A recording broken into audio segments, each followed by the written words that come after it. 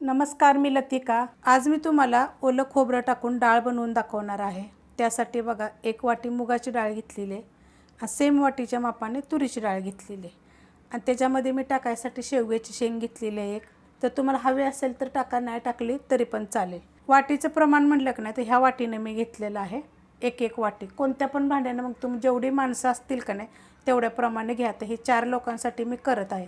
आता डाळ पहिली मी स्वच्छ धुवून घेते। डाळ स्वच्छ धुवून घेतलेली आहे, त्याच्यामध्ये आता पाणी टाकून घेऊया। 1 ग्लास बघा मी पाणी टाकलेलं आहे।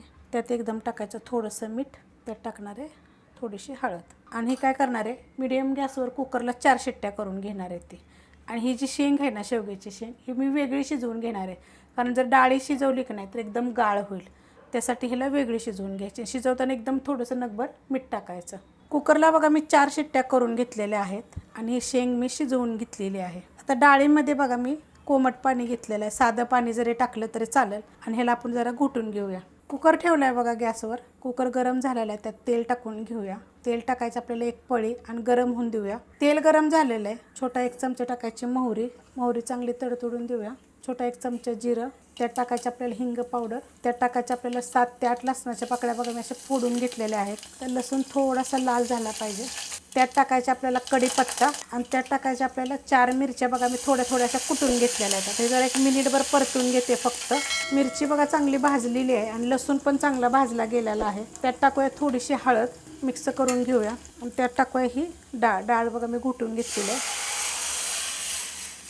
तुम्हाला आता किती पातळ पाहिजे त्याच्याप्रमाणे पाणी टाकायचं। आपण शिजवताना थोडंसं मीठ टाकलं होतं आणि आपण जी शेंग टाकणार आहे त्याला पण मी 1 चिमूटभर मीठ टाकलं होतं। तर चवीप्रमाणे मीठ टाकायचं। त्यात टाकायचं आपल्याला एवढं चिंचेच्या जागी तुम्ही कोकंबी टाकू शकता। पाण्यात भिजवून जरी टाकली तरी पण चालू शकते। आता याला जरा उकळून घेऊया आपण। उकळलेलं आहे बघा चांगलं।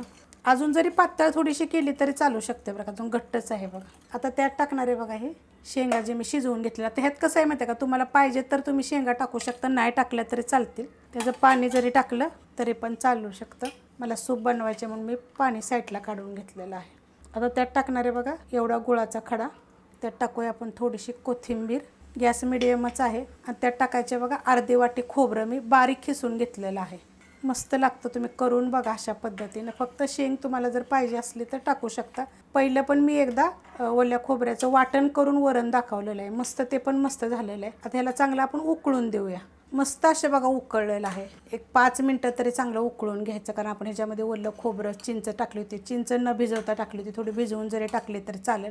चिंचेच्या जागी तुम्ही कोकम जरी टाकला तर चालेल, मस्त अशी लागते। म्हणजे भाताबर वगैरे, भाकरी, मस्त अशी चपातीबर ह्याच्यावर तुम्ही खाऊ शकता। चवीला 1 नंबर लागते, करून बघा।